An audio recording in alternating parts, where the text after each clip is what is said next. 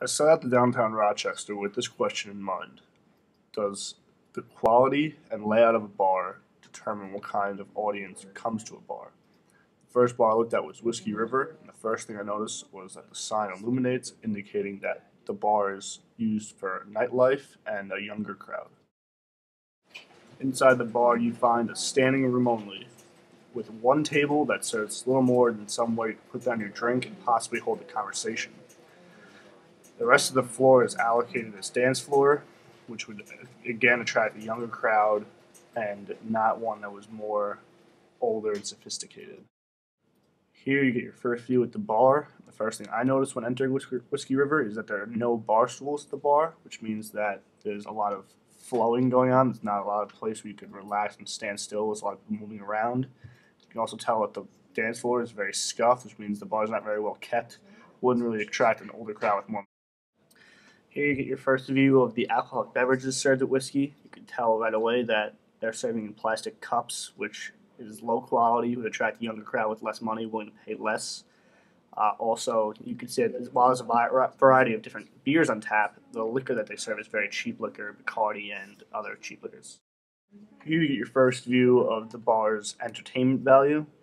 While they have little investment in furniture and places to sit or talk, they do have entertainment investments in their TVs. They have about 8, 9 TVs hanging from the wall where they could play sporting events where that wouldn't require any sound and you could watch them while you dance. Or here again, you see the bar's entertainment investment. You have a mechanical ball. It's in the center of attention for the club. It's right in the middle. It kind of looks a little dirty, broken down maybe, so wouldn't really draw a lot of attention from an older crowd, but you can see why younger kids come to this bar, have a good time, have cheap liquor, and ride a bar. Second bar I looked at was called Temple. It's a bar and grill, as opposed to Whiskey, which was just a bar, nightlife kind of bar. This one actually serves food.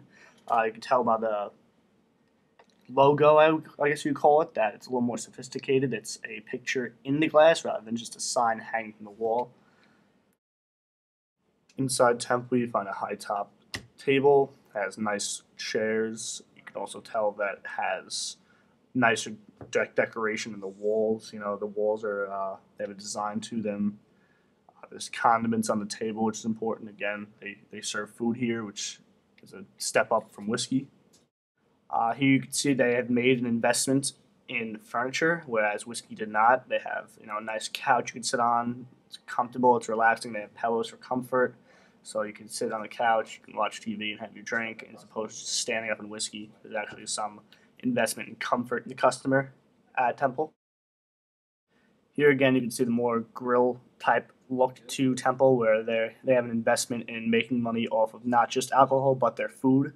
They have table settings on the table on the right and nice comfortable chairs, whereas the table on the left might be used for more just drinking, watching the game, as opposed to getting food and enjoying yourself. Here you see the bar at Temple. It does have bar stools, places where you can sit, have a conversation with the guy next to you or the bartender. There's no rush here. You can sit down, enjoy yourself, have a drink, have your lunch here. There's TVs hanging above, and you can see that there's more variety in liquor, more expensive liquor. Here you see the informality of Temple, whereas it is a step above Whiskey, but it's still very informal. There's water bottles kind of just sitting on the counter for their employees, which is kind of unprofessional, but still it's a step above Whiskey. It's nice. They're nice chairs. There's a variety of beers in the fridge, bottled beers you can see, and they're not just served in plastic cups. The last bar I went to was Murphy's Law. I know this bar attracts an older audience, so I've never been inside, and I wanted to know why does this bar attract an older audience as opposed to Whiskey or Temple? So right away you can see that there's a pretty nice logo on the door. It's looks nice. Here you can see the investment Murphy's Law has made in furniture and comfortability for the customer, if that's a word. But you can see again that they have condiments on the table. They serve lunch, and they also have TVs in places where you can sit down, watch them while having lunch, and enjoy a drink, and have a conversation. There's no loud music. It's just a relaxed place. Here you see the opposite side of the bar, which is more of a place where you can drink. It's still a place where you can have lunch, but more of an informal lunch. I wonder if they did this as a separation between the sit down side and the bar stool side where you can have a drink. There's more TVs on the side of the bar and you can relax and talk to somebody.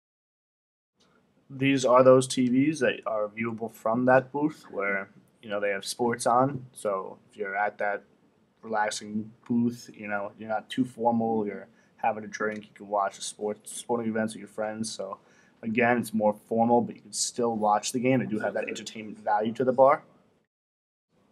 Here you see the bar at Murphy's Law where there's a display of liquor. It almost looks fancy. They have highballs waiting on the counter. There's no water bottles laying around. It's very classy. It's very professional. So that would attract an older crowd. And there's also more expensive liquors and wines at the bar. Here's a pretty cool aspect of Murphy's Law. They have a balcony section upstairs where they have a table where if it's a weekday, you can have lunch in private with a friend or business partner. But at the same time, if you're out on the weekend and you want to have a conversation with somebody, you can go upstairs. You can get away for a second. You can maybe have some bar food at the table.